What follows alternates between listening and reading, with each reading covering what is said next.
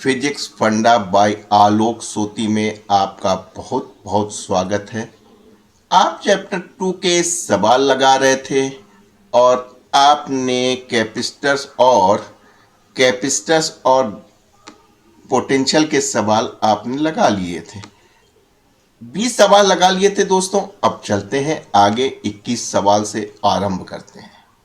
दोस्तों, इतनी बात आप दिमाग में बैठा लीजिएगा कि कहीं भी अगर आपके पास स्फेरिकल कंडक्टर आता है तो इसमें क्या होता है कि जो सेंटर से लेके सरफेस तक इलेक्ट्रिक फील्ड जीरो रहती है, लेकिन पोटेंशियल आपको सेंटर से लेके सरफेस तक कांस्टेंट मिलता है। ध्यान रखिएगा, इस पे बहुत सवाल आते हैं, इस बार भी आएगा। 10 दिसंबर को आप पक्का मान के चलिए, उसको करके आइएगा।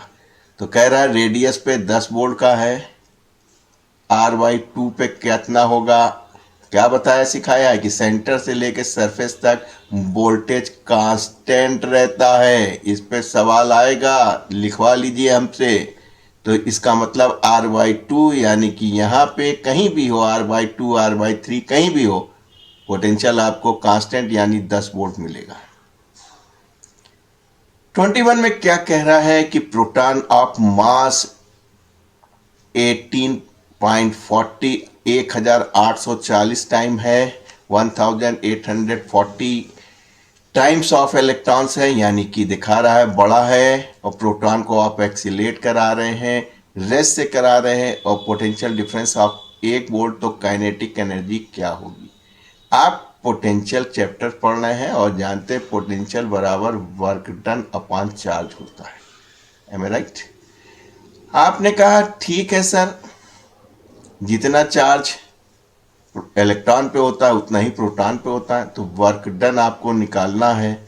और आपको कितना पोटेंशियल डिफरेंस दे रहे हैं, आप 1 वोल्ट के पोटेंशियल डिफरेंस से आप इसको एक्सीलेट करा रहे हैं, तो जो वर्क डन होगा वो in form of kinetic energy होगा। इसको मल्टीप्लाई कर दीजिए, वो 1 इलेक्ट्रॉन वोल्ट होगा। तो सही ऑप्शन इज ए बी। तो कब कंफ्यूज होइएगा, इसकी जरूरत कब पड़ेगी, जब हाफ mv² को यूज करेंगे वेलोसिटी निकालने पे। हमें राइट, काइनेटिक एनर्जी सेम रहेगी लेकिन वेलोसिटी में फर्क आता है। आगे मिलेगा, बहुत से सवाल हैं। आइए चलते हैं क्वेश्चन नंबर 23 पे। The charge is supplied to a conductor, the potential depends. इतना पोटेंशियल किस पे डिपेंड करेगा, आप जानते हैं। एक फार्मूला पढ़ रखा है इस चैप्टर में, बेस फार्मूला Q=CV, तो V बराबर Q/C। और भले ही ये एक कंडक्टर है तो C कंडक्टर का आप जानते हैं किस पे डिपेंड करता है, 4πε0r, यानी कि चार्ज पे भी डिपेंड करेगा और उसके रेडियस पे, अर्थात अमाउंट ऑफ चार्ज और geometry and size of the conductor पे भी डिपेंड करता है। तो यानी कि 23 का जो असली आंसर होगा वो सी होगा, यानी कि अमाउंट ऑफ चार्ज ए भी करेक्ट है, और geometry and size of the conductor जिस पे कैपेसिटेंसी डिपेंड करती है उस पे भी आप देख रहे हैं डिपेंड करता है। अगले सवाल के पास चलते हैं। 24 सवाल में क्या कह रहा है कि dipole is place parallel to the electric field. बहुत अच्छी बात है, ये आपकी बेटा इलेक्ट्रिक फील्ड हो गई, इसमें आपने अपने डाइपोल को रख लिया, बहुत अच्छा किया। ठीक, यानी कि अलाइन हो गया। किस किस के बीच में आप एंगल देखते हैं, इलेक्ट्रिक डाइपोल मोमेंट और इलेक्ट्रिक फील्ड के बीच में दोनों सेम है, 0 डिग्री पे। आपने क्या किया कि W amount of work done rotating the dipole from 0 से 60 डिग्री, 0 से 60 चलाने पे आपने कहा W अमाउंट वर्क हुआ। तो आपने कहा सर हमको इतना मालूम है, = PE cos theta. cos theta आपका क्या हो गया, 60 हो गया। तो आपने कहा कि ये बराबर होता cos 60 1/2, यानी P PE/2। ये आप कह सकते हैं जो PE है वो 2W हो जाएगा। Work done in rotating from 0 से 180 डिग्री क्यों होता है, ये तो आपके सर ने डिराइव करके बताया होगा। हम आपको बता दें, जो वर्क डन होता है 0 से 180 डिग्री वो 2 टाइम्स ऑफ PE होता है।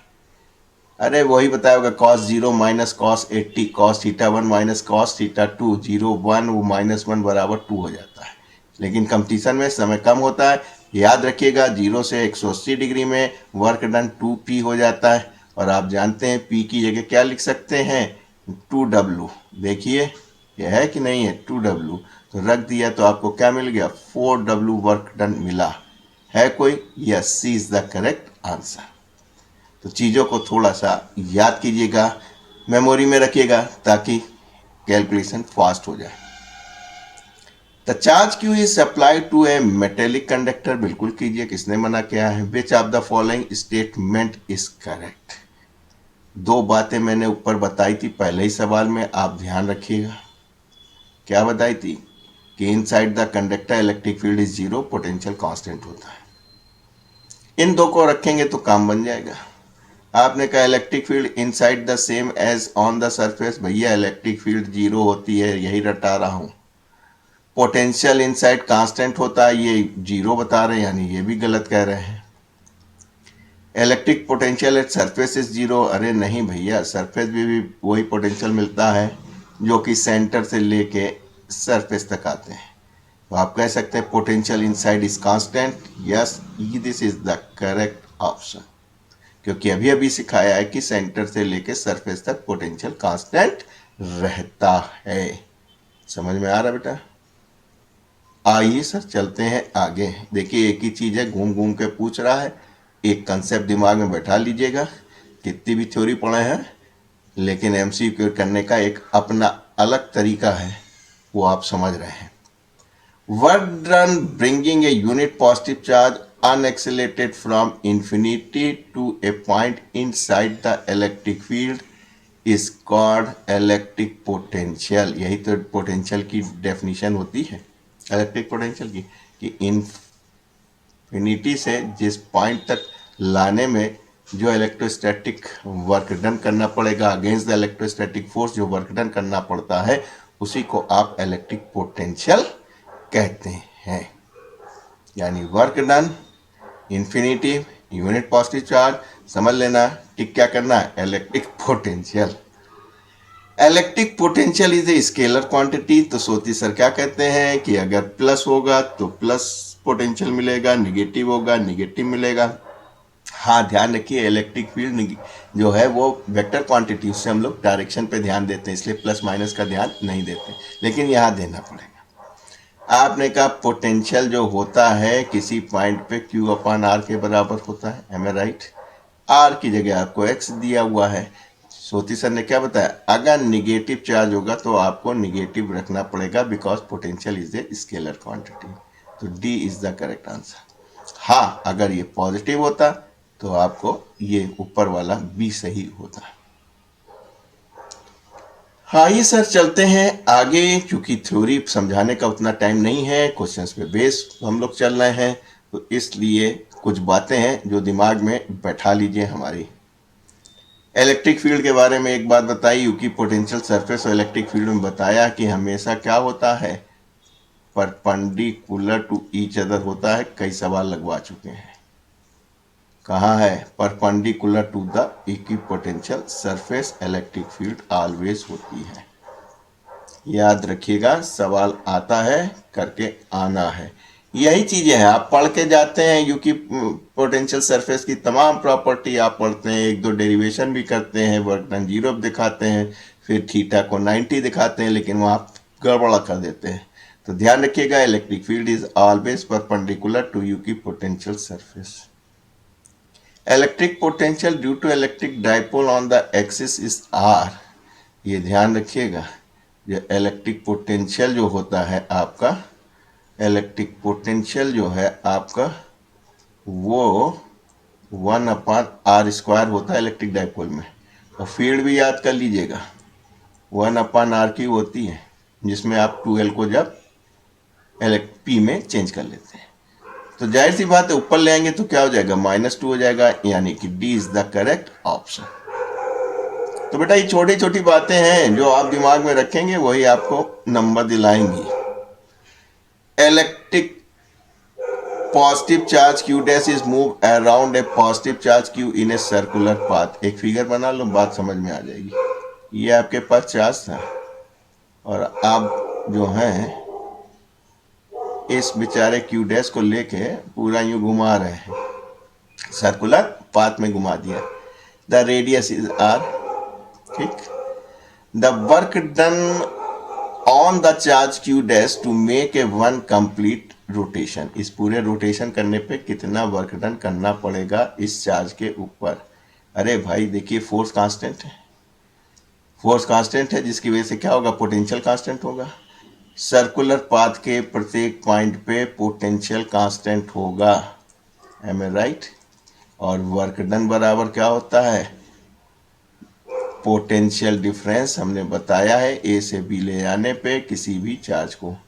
तो भाई साहब पोटेंशियल कांस्टेंट है, सर्कुलर मोशन है, ठीक है। सर्कुलर ऑर्बिट में पोटेंशियल प्रत्येक पॉइंट पे कांस्टेंट होगा, जिसकी वजह से पोटेंशियल डिफरेंस जीरो होगा। जीरो को 4 से गुणा करेंगे तो वर्क डन जीरो हो जाएगा, यानी C is the correct option. मैंने आपको बताया था potential difference is equal to work done upon charge, बहुत काम की चीज है। Electric potential at a point P in a electric field is a unit of. अरे भैया पोटेंशियल को हमेशा ध्यान रखना W अपॉन Q। W को हमेशा ध्यान रखना F इंटू डी, यानी newton metre upon coulomb, newton metre upon coulomb, right. Electron is accelerated under a potential of 200 volt, energy acquire, बिल्कुल यही करना, यही चीज है आपकी। इसलिए ये कितना है? 200 वोल्ट का है, यही एनर्जी एक्वायर कर रहा है E, यानी W is equal to 200 electron volt. मिल गया? अब तो गुणा नहीं करवाओगे। ये देखिए, existence of electric potential difference is 5 volt, ठीक। There exist a potential difference 5 volt between 2 points of electric field. करने तो अच्छी बात है। वर्क डन इतना, ये फार्मूला ही है आपके पास। Work done is equal to E into B, और आपके पास चार्ज है 7 कूलाम का, ये है 5, यानी 35 जूल, 35 जूल, यानी C is the correct option. तो दोस्तों आप देख रहे हैं कि एक बेसिक फार्मूला, छोटे से कंसेप्ट आपको आपकी परीक्षा में 90+ नंबर ला देंगे, आपको पता भी नहीं चलेगा। ये बहुत अच्छा सवाल है। हमने आपसे कहा था कि ईबी कर रहे हो, अभी आपको ज़रूरत पड़ेगी। तो देखिए, charge Q contain n electrons of mass m, charge is accelerated through the potential of b, बहुत अच्छी बात है। स्पीड पूछी गई, स्पीड। तो आपने कहा सर हमको मालूम है v बराबर W अपॉन चार्ज होता है, तो W बराबर Q इंटू वी हो जाएगा। और ये किस में टूटेगा? काइनेटिक एनर्जी में। अब देखिए, आपके पास कितना मास है? n है, तो n इंटू एम हो जाएगा, b²। चार्ज कितना हो जाएगा? n पार्टिकल है तो n इलेक्ट्रॉन हो गया इंटू v। इससे इसको काट दीजिए, तो v² बराबर 2 इलेक्ट्रॉन वोल्ट अपॉन मास को इधर ले आइए, इसलिए v is equal to √2 upon m। पहला ही आपको सही मिल गया। तो दोस्तों कुछ बातें ऐसी होती हैं जो बेसिक हैं, आप उसको ध्यान रखिए। 2 फार्मूले आप इसके ध्यान रखिए, किसके? ये वाला v बराबर W upon Q, potential difference बराबर work done bringing a charge from one place to other place. सारे सवाल हल हो जाएंगे, इनका उपयोग करना सीख लीजिए।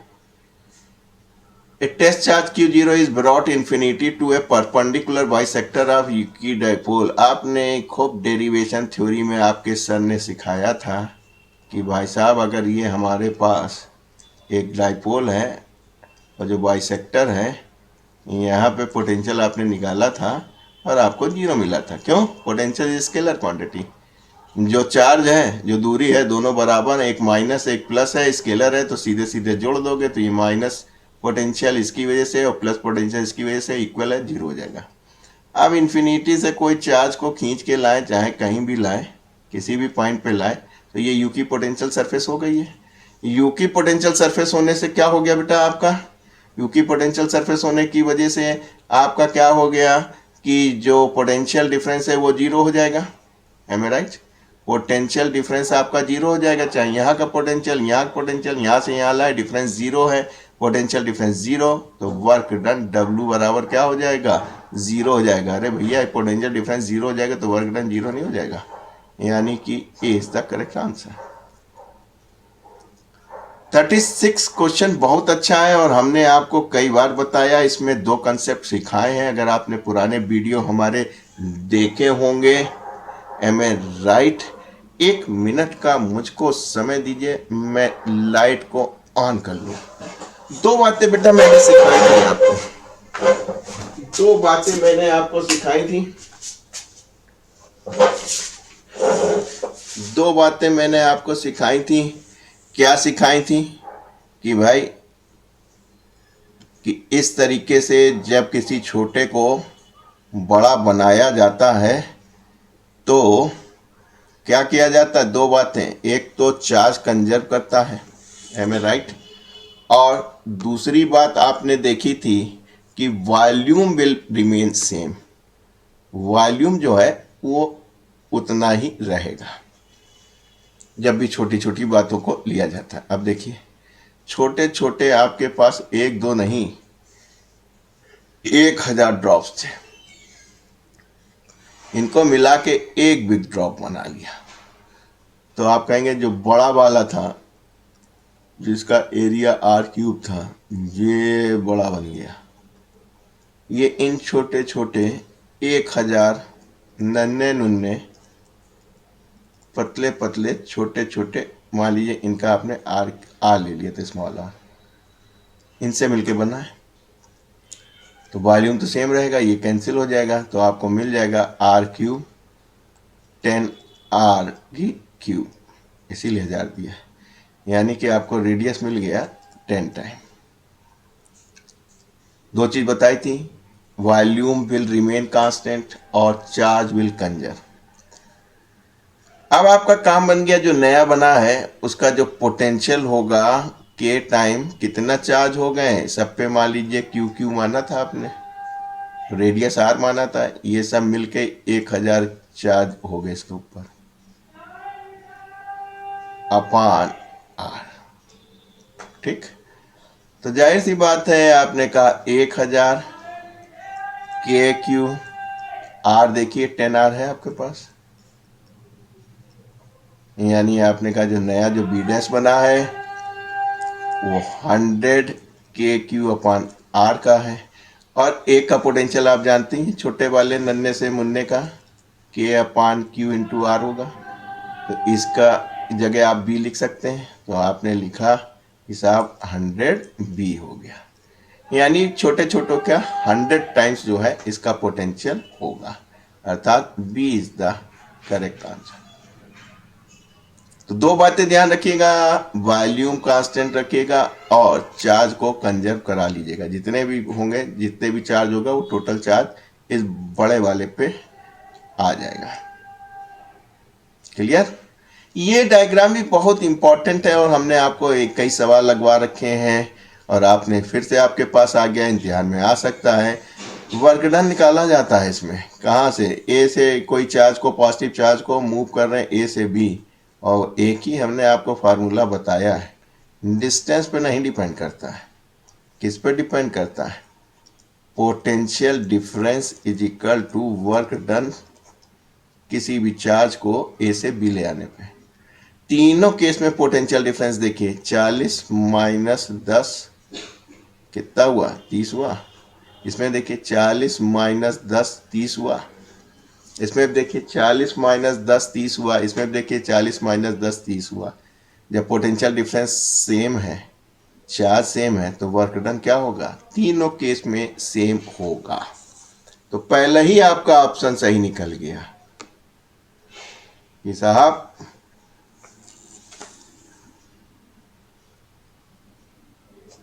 In all the 4 cases work done is same. तो दोस्तों ये फार्मूला बहुत दिमाग में बैठा लेना, यहीं से एनर्जी निकाल लो। और दूसरा पोटेंशियल डिफरेंस वाला, इससे वर्क डन निकलता है। These two are very important. और एक ये conducting sphere inside potential centre से लेके सरफेस तक सेम है, कांस्टेंट है। लिख देता हूं मैं V कांस्टेंट, इलेक्ट्रिक फील्ड 0। ठीक, इतना दिमाग बैठा लोगे अच्छे नंबर पा जाओगे। Capacitor is the device use to store energy, store करती भैया, इलेक्ट्रोस्टैटिक एनर्जी स्टोर करती है। तभी तो निकालते हो, याद आया, U equal to half CV²। यही एनर्जी स्टोर करती है जो कि वोल्टेज सोर्स का काम भी करती है। आइए सर आगे चलते हैं, थके तो नहीं? यूनिट ऑफ ए कैपेसिटेंस जानते ही हैं, फैराडे होती है। एक वैज्ञानिक थे जिन्होंने इसको निकाला था, उनको सम्मान करने के लिए। ये वही वाले फैराडे हैं, फैराडे लॉ वाले। तो उनको सम्मान देने के लिए यूनिट ऑफ कैपेसिटेंसी जो है वो फैरेड कह दी गई। 40th क्वेश्चन क्या कह रहा है बेटा, इसमें ध्यान रखना। Parallel plate is charge by the battery करो। आपने क्या किया, कहने लगे ये था, इसको बैटरी से चार्ज कर दिया। ठीक, इसके बाद क्या कर रहे हैं, बैटरी रिमूव कर दी। बिल्कुल कर दो, किसने मना किया, चार्ज हो ही चुका है। फिर क्या किया है, now A dielectric material is inserted. तो आपने एक डाइलेक्ट्रिक मटेरियल इंसर्ट कर दिया है between the plate. Which of the following don't change, कौन सी चीज चेंज नहीं होती, केवल law of conservation of charge ये इस केस में लागू होता है। तो आप कह सकते हैं कि जो चार्ज यहाँ Q था वो ही Q बना रहेगा, यानी चार्ज नहीं चेंज होगा। पोटेंशियल फील्ड आती दियाती चीजें, एनर्जी पोटेंशियल चेंज हो जाएगी, फील्ड चेंज हो जाएगी, लेकिन चार्ज जो है वो लॉ ऑफ कंजर्वेशन को फॉलो करेगा और चार्ज जो है वो बदलेगा नहीं।